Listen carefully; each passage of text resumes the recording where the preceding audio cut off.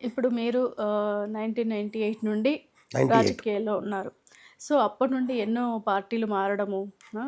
అన్నీ ప్రభావితము మీ మీ పార్టీల దగ్గర నుంచి బీజేపీ అయితే ఇప్పటి వరకు ఒకసారి గూడా ప్రభుత్వం ఫార్మ్ చేయలేదిక్కడ. సో, అలాంటిది ఇప్పుడు బీఆర్ఎస్ చూసారు, కాంగ్రెస్ చూసారు. అంతకుముందు రైట్ నౌ మళ్ళీ కాంగ్రెస్ ఉంది. సో, ఎ ఏ ప్రభుత్వంలో మీకు అనుకూలంగా ఉంది? ఏ ప్రభుత్వం మీకిప్పుడు సహకరిస్తుంది? ఇంతకుముందు ఎలా ఉండేది? అంటే ప్రత్యక్షంగా నేను ఇప్పుడు ఒక ప్రజాప్రతినిధిగా పనిచేసిన కాబట్టి ఈ 4 సంవత్సరాలు, హ్మ్.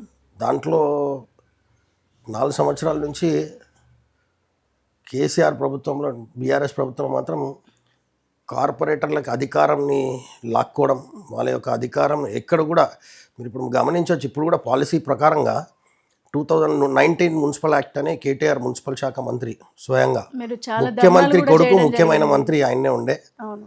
వారు ఏం చేసిరంటే ఎవ్వరికి అధికారం లేదు, కేవలం ఆ కుటుంబానికి అధికారం అని చెప్పి 2019లో ఒక మున్సిపల్ చట్టం తీసుకొని రావడం జరిగింది. దాంట్లో చాలా మార్పులు తీసుకొచ్చారు. స్థానికంగా ప్రజలు ఏదైతే ప్రజలు ఎన్నుకుంటారో ప్రజాప్రతినిధి, ఆ ప్రజాప్రతినిధికి అధికారాలు లేకుండా ఆ అధికారాన్ని లాక్కోవడం జరిగింది. ఉదాహరణకి నిధులు ఇవ్వడం ఆపేశారు నిధులు అని ఇవ్వడము, చెప్పేసి డైరెక్ట్ ఇప్పుడు నిధులు మీరు ఇవ్వడం చాలా ఆపేశారు. ధర్నాలు కూడా గ్రాంట్స్ చేయడం రూపంలో జరిగింది. ఒక కార్పొరేటర్కి సంవత్సరానికి ఏదో రకంగా ₹1 కోటి గ్రాంట్ రూపంలో వచ్చేవి. హ్మ్. ఎందుకంటే కాలనీ నుంచో బస్తీల నుంచో ప్రజలు వస్తారు, ఎమర్జెన్సీ వర్క్స్ ఉంటాయి. అయ్యో ఈరోజు ఈ నాలా కుంగిపోయింది, ఇమీడియట్గా చేయాల్సిందే అంటే వెంటనే చేసే పరిస్థితి ఇప్పుడు లేదు. హ్మ్. ఆ అధికారం మేము కోల్పోయినాం ఇప్పుడు. అదేవిధంగా ఒక కాంట్రాక్టర్ నాణ్యత లేని పనులు చేసినప్పుడు హ్మ్.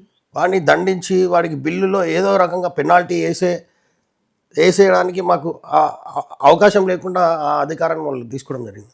దాంతోపాటు ఇప్పుడు అన్నీ కూడా వాళ్ళ డిపార్ట్మెంట్స్ జిహెచ్ఎంసీలో మొత్తం ఏవైతే ఉన్నాయో మున్సిపల్ చట్టంలో జిహెచ్ఎంసీ అంతా కూడా నిర్వీర్యం చేస్తూ ఒక అప్పట్లోనే డిఆర్ఎఫ్ అని చెప్పి డిజాస్టర్ రెస్పాన్స్ ఫోర్స్ అని ఒకటి పెట్టుకోవడం జరిగింది. ఆ అడ్వర్టైజ్మెంట్ బోర్డ్స్ అవన్నీ కూడా రెవెన్యూ కలెక్షన్ అక్కడ తీసుకున్నాడు. శానిటేషన్ అంటే ఒక ప్రైవేట్ రామ్కి అనే సంస్థకి అప్పనంగా అప్పచెప్పడం జరిగింది. చెత్త మొత్తం కూడా రామ్కి సేకరిస్తుంది, సెకండరీ లెవెల్ కలెక్షన్ అంతా కూడా.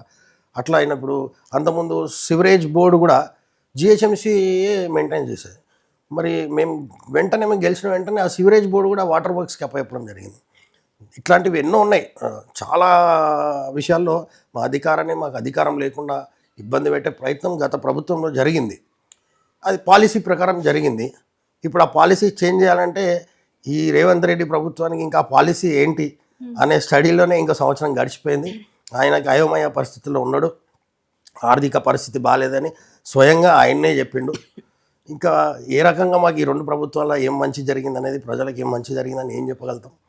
కానీ అరొక నిధులతోనే ఏదైతే ప్రయారిటీ బేస్ మీద పనులు చేయాలో తప్పదు. ప్రజలకి ఊరట కలిగించాలి, వాళ్ళ సమస్యల నుంచి కొద్దో గొప్ప ఊరట కలిగించాలి.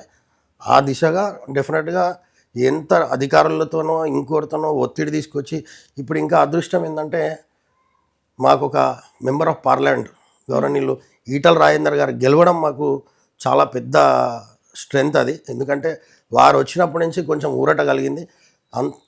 అరొకర నిధులు వారి ఒత్తిడితోని వారి పోరాటం, వాళ్ళు ఉద్యమ బాట పడితే తప్పదు, ప్రభుత్వాలే దిగొస్తాయి. కాబట్టి ఆ భయానికో నయానికో మాకు కొద్దిగా గొప్ప నిధులు కేటాయిస్తున్నారు ఈ మధ్య. దాంట్లోనే భాగంలో చాలా పనులు చేసుకుంటూ ముందుకు వెళ్తున్నాం ప్రస్తుతానికి. బట్ 2 ప్రభుత్వాలు అంటే ఈ ప్రభుత్వం ఇంకా మొత్తం చూడలేదు. గత ప్రభుత్వంలో మొత్తం ఎమ్మెల్యే మంత్రులు తప్ప ఎక్కడ స్థానిక వాళ్ళ ప్రజాప్రతినిధి ఉన్న, వాళ్ళ కార్పొరేటర్ ఉన్న అధికారాన్ని మాత్రం లాక్కున్నారు. ఎక్కడ కూడా అధికారం ఇవ్వలేదు. అది జరిగింది.